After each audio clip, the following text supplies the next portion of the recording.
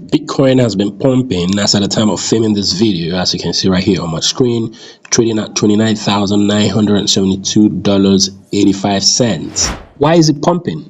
Well, probably because of what the former CEO of Barclays Bank said in the following clip. We got about a minute left. I don't know if we've ever talked about crypto with you. You're an old-fashioned banker type, Barclays, Lehman. Does it surprise you, BlackRock now talking about it? It doesn't? Do you see those other three, Citadel, Charles Schwab? Crypto is such a broad term, but if you narrow it down to the digitization of so much of what we're doing, it's a natural course. Joe, for me, regulation, regulation, regulation. Stop avoiding it, regulators, and start regulating it and help us out. And I think, you would have heard me say this during 2008 when I was at Barclays. Strong banks want strong regulation. For any positive impact of crypto or digitization, we need regulation and we need clarity. And I love seeing some of the more mainstream firms get involved here, like BlackRock. And BlackRock, we worked with them on Circle, where they're an investor in Circle and we're an investor in Circle. It's a digital payments company, and I knew how much BlackRock saw in terms of the future of Circle, and I'm not surprised that they're more involved now in crypto more broadly. So, mainstream firms are responsible. If you've been following our videos, you're probably aware of this right here. And this one also, which we discussed in our last video. And what about this headline?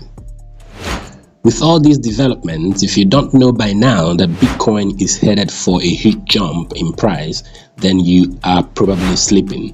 Institutions are scrambling to get their share of the 21 million Bitcoin that will ever be in existence. How big of a deal is this BlackRock ETF? Yeah, look, I think what's happening right here is everyone's heard of the space race, where a bunch of countries got together and they all tried to get to space first. But now what we're going to see is the great accumulation race. And what I mean by that is we have institutions and individuals all scrambling to try to get their share of the 21 million Bitcoin that will ever be in existence. The retail investor for 15 years now has had a head start, and they've accumulated all the Bitcoin that has been actually mined and put into circulation. But 68% of all of that Bitcoin in circulation hasn't moved in over a year. And so what that means is when Wall Street, people like BlackRock and other organizations that have now filed for these ETFs or other products, show up to the market and they want to buy Bitcoin. Bitcoin is a highly illiquid asset, and these Bitcoiners don't want to sell to Wall Street.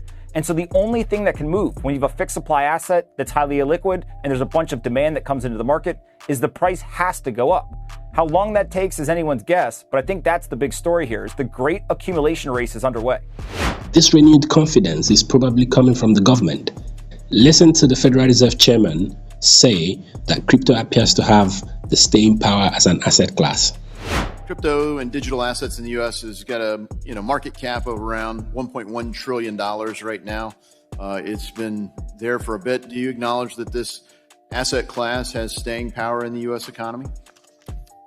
It appears to have some staying power. Of course, that 1.1 trillion was, what was that a year ago? A lot higher. Yeah, it's had some volatility in large measure due to the lack of legal clarity. And so hopefully this committee will help that quite a lot here this summer with at least two bills, one on stable coins and one on market structure. And it'll be clear, not just for Congress, but for regulators, including Chairman Gensler, and obviously market participants, whether they're forming the ideas or investing in the ideas or participating in the activities.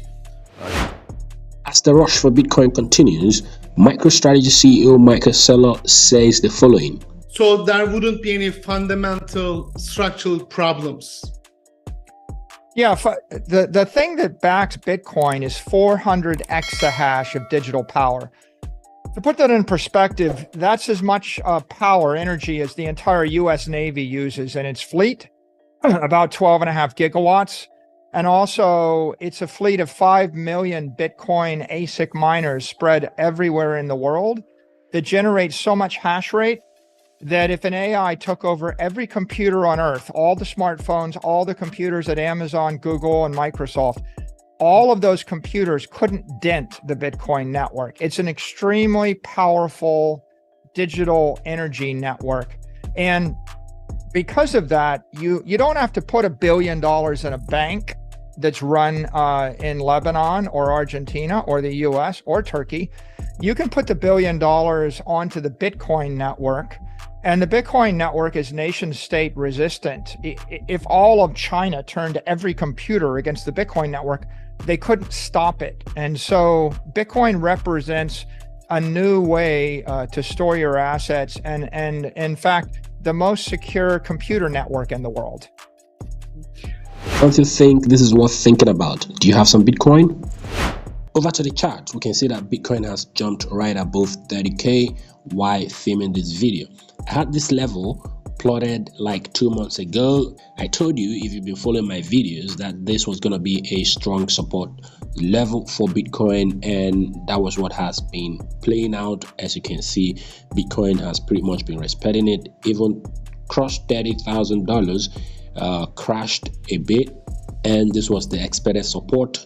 As you can see, respected it and mooned again to about 30K, started dropping, but this time breached it, retested it again. As you can see right here, kind of ranged within this zone, broke it again, and sellers wanted it to breach this zone, and it did, and we saw the floor at around 24K, right?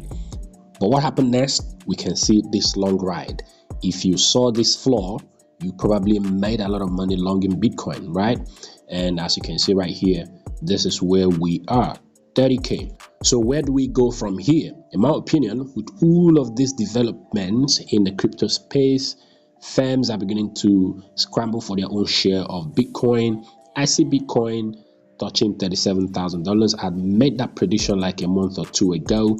That's where we're headed next. Of course, we're going to see a slight retracement for a while from this level, and the next jump is going to be at 37K. Of course, nothing in my video is financial advice. This is it for this video. Make your own research. It's Big Zell Bees, and it's your guy Ken signing off.